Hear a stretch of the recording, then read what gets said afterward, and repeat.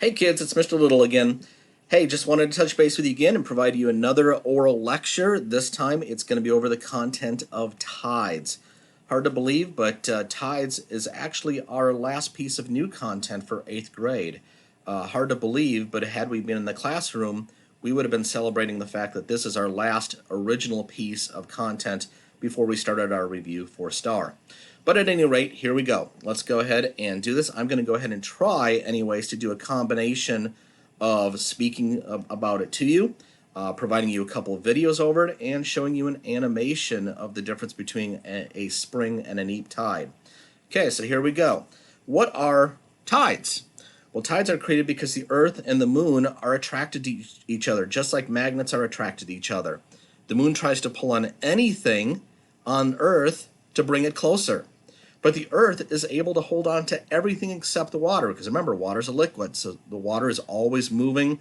The Earth can't hold on to it, and the Moon is able to pull at it. It's a little bit of a tug. Each day, there are 2 high tides and 2 low tides. That's important to remember, kids, that there are 4 tides per day, 2 high tides and 2 low tides, and the ocean is constantly moving from this high tide to low tide and then back to high tide. So it's a constant daily process. There is about 12 hours and 25 minutes between the 2 high tides, but for our purposes, let's look at it as about 12 hours. I think that's going to be a much easier number to work with.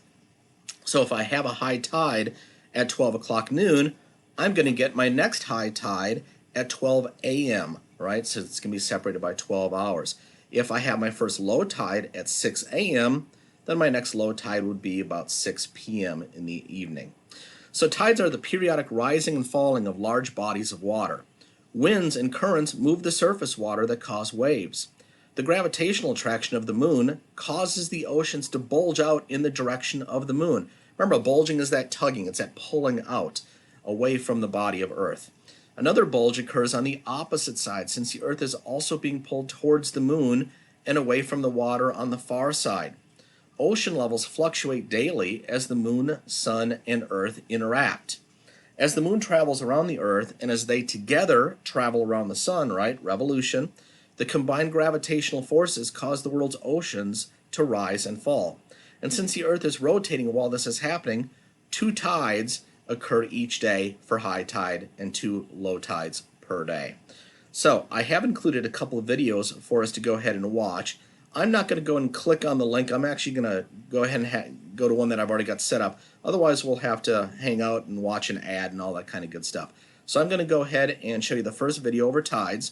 This is in what's called Halls Harbor, which is in the Bay of Fundy, which is it's in eastern Canada. It is known to have a very high tide and a very low tide throughout the day. So I will go and show that to you now.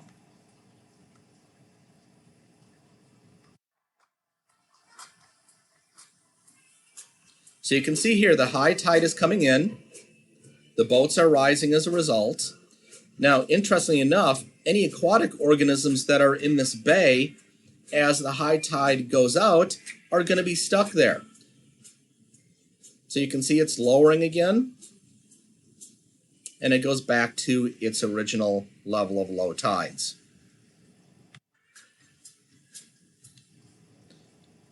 Okay, moving back to the oral lecture, show you another example of video. This one is really kind of interesting. This you can actually, it's a time lapse of 24 hours, but you can see how 100 billion tons of water is moved in and out twice a day. So watch this one, kids. I think you'll enjoy this one. This is at the Hopewell Rocks, which again is in eastern Canada.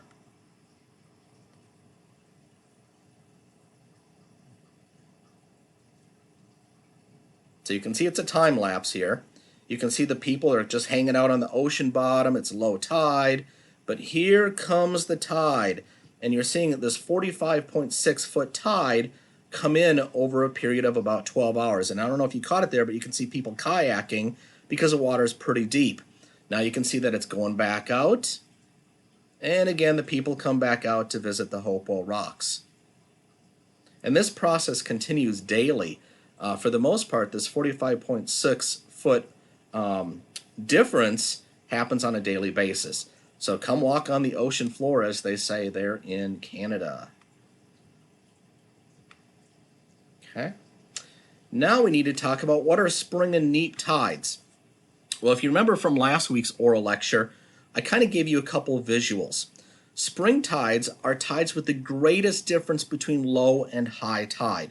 So you're going to see the biggest tidal difference between a low and a high tide during a spring tide. And it's because of the fact that the gravity of the sun and the moon are pulling in the same direction, right? They're not competing with one another. So they're lined up, kind of SNEF, if you remember the SNEF that we talked about in the prior oral lecture, right? The sun, the new moon, the earth, and the full moon are all lined up straight across from one another. And because of that, we see the greatest difference between low and high tides. Now, if I go ahead and look at neap tides, they are the ones that have the least difference between low and high tide. And that's when the moon is at a right angle to the sun, right? It's when it's kind of either up like this or it's down like this. It's creating that right angle, and that occurs during the first and last quarter moon phases of our lunar cycle. And remember, they're kind of like counteracting one another. They're competing with one another. So you're not going to see the bulge. You're not going to see that water being pulled as much as you would for a spring tide. So here I've gone ahead and shown you an image of it. Here's a spring tide during a full moon, right? Here's the Earth. You can see that it's being pulled, kind of like tug of war, if you will. It's being pulled by the moon in this direction, and it's being pulled by the sun in this direction. Now, without going into a lot of science speak, you can see here that the spring tide also shows the two bulges on either side for the new moon phase. Now, some kids might question, well, why do we see this gigantic bulge on this side?